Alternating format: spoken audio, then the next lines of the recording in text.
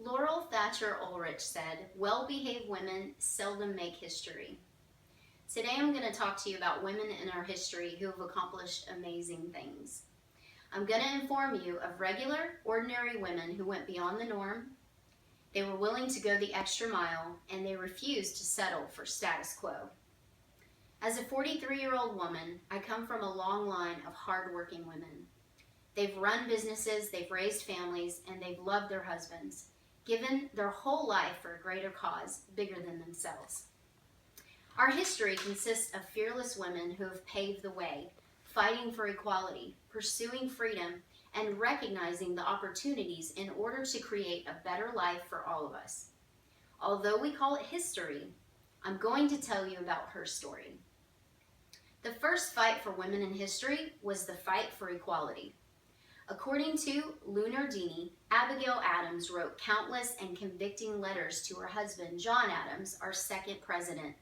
She knew just how far she could push, for their marriage consisted of an equal platform. Abigail had a desire for women and African Americans to share the same opportunities of education, employment, and the right to vote. At that time in our history, women were not so much a companion or a partner to their husbands as they are today, but they were seen more often than not as one to produce and raise the children, to feed and clothe the family, to work on the farm while still keeping up with the housework. And if they worked outside of the home, they still had to maintain all the other duties. Back then, there were limited employment opportunities as well, and most jobs paid much less in comparison to men. Recently, I had the privilege of interviewing my mom, and she told me one of the most important changes, in her opinion, was the increase in opportunities for careers for women. Back then, when she was a little girl, there were much fewer job opportunities available and even acceptable for women. Most common were teachers and nurses. It was very unheard of to have a woman as a pilot, a doctor, or even a politician. Abigail Adams desired to see women succeed, to gain an equal ground in our country, and her actions encouraged others to follow in her footsteps toward the fight for freedom. Let's look at 1955, Rosa Parks. She's getting off work, walking to the bus stop. It's been a long day. She's going home to relax, just like everybody else. She's tired. She's tired from the day. She's tired from her struggles. She's just plain tired. She resolved in her heart that day not to give up her seat if she was asked.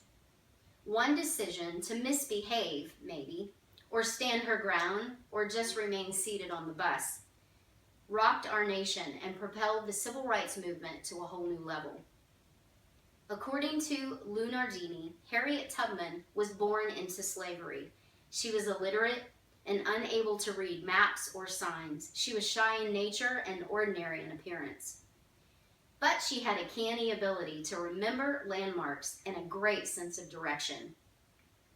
She freed herself, but not only herself, she decided to come back, not once, not twice, but 19 trips in all. And she was able to free over 300 slaves.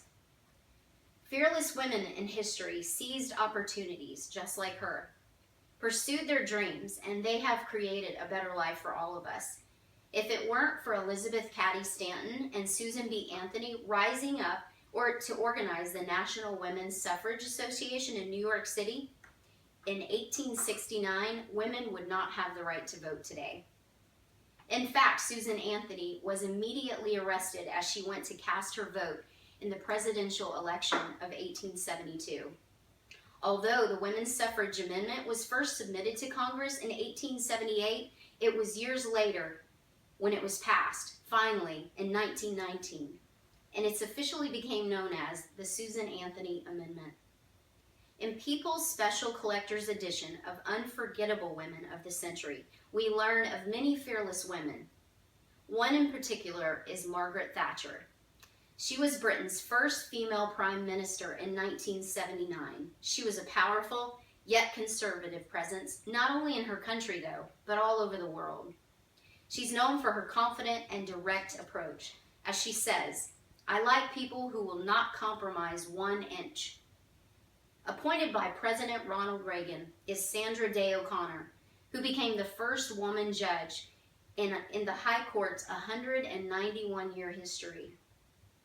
Although she graduated within the top 3 of her class at Stanford Law, the only job offer she received was to be a legal secretary. She determined with patience and perseverance that she was going to be a first judge. Fearless women who have made an impact in our world. We hear of their triumphs and their trials, and it creates an appreciation for all of us. Our history consists of fearless women who have paved the way, fighting for equality, pursuing freedom, and recognizing those opportunities in order to create a better life for all of us. Obviously, changes have taken place in our history. Businesses have started, inventions have been created, laws have been passed, songs, poems, books have been written, children have been nurtured and raised, families have gained strength and honor. Our country is better because of women who were not afraid to take a stand, to take a risk, to make a choice, to stand up for what they believed in no matter what the cost.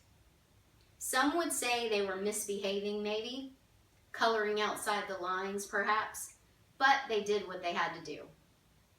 They say you can't keep a good man down, but apparently the same is true for a good woman.